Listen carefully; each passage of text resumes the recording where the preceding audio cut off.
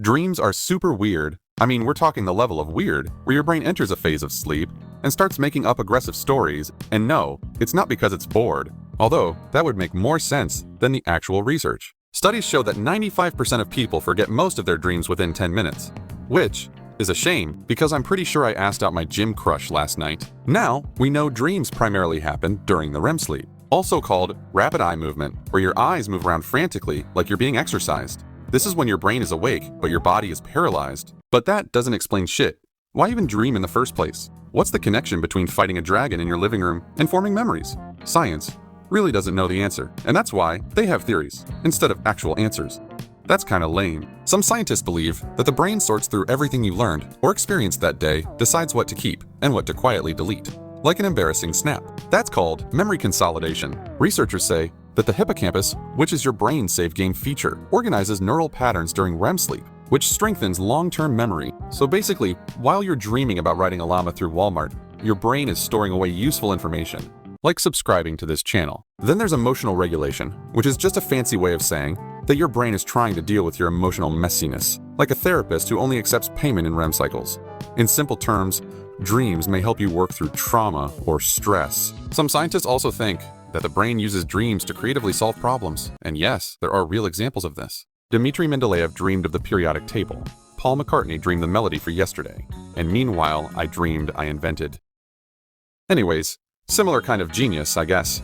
But the most interesting and wildly underrated one is threat simulation theory. This theory was proposed by Finnish neuroscientist Antti Revonsuo, who believes that dreaming evolved as a biological defense mechanism, a kind of VR training session for ancient humans to rehearse survival scenarios. Essentially, dreaming is your brain running what-if drills. What if we get chased by a predator? What if we fall off a cliff? What if we say you too after the waiter says enjoy your meal? You know, primal fears. That's why negative dreams are far more common than positive ones, and they often involve being chased, attacked, or failing socially. Which explains why my dreams are 60% me, losing my pants in public, and 40% being rejected by people who don't even exist. Of course, not everyone, including myself, buys this theory completely. If dreams are so useful, then why don't we remember most of them? To which science replies, good point. Sigmund Freud believed that your subconscious is expressing repressed desires in the form of dreams, usually involving your parents, and way too much symbolism. Freud could turn a dream about a hallway into a metaphor for birth trauma. And yes, everything was about sex. Carl Jung, on the other hand, had a more mystical take, proposing that dreams connected us to the collective unconscious, which sounds like a Marvel villain, but is actually a shared reservoir of symbols and archetypes. Too many complex words for my taste that I can't understand. Basically, if you dream of a snake, it could mean transformation, or that you forgot to lock your pet store. Quite interesting, in my opinion. Modern psychologists mostly rolled their eyes at these theories, but they did pave the way for people to confidently misinterpret their dreams on Reddit. Thanks to modern technology, we've been able to slap electrodes on sleeping people and stalk their brain activity. It led to all kinds of wild experiments, where researchers woke people up mid-REM sleep to ask very scientific questions like, so, what were you dreaming about? Shockingly, nobody ever said, filing my taxes on time. Brain scans shows that during dreaming, areas like the visual cortex, amygdala, and hippocampus are highly active, while the prefrontal cortex, which is responsible for logic and decision-making, takes a nap. Which is why you can fight a dragon in your living room without questioning it, but still feel embarrassed for wearing mismatched socks in front of your crush.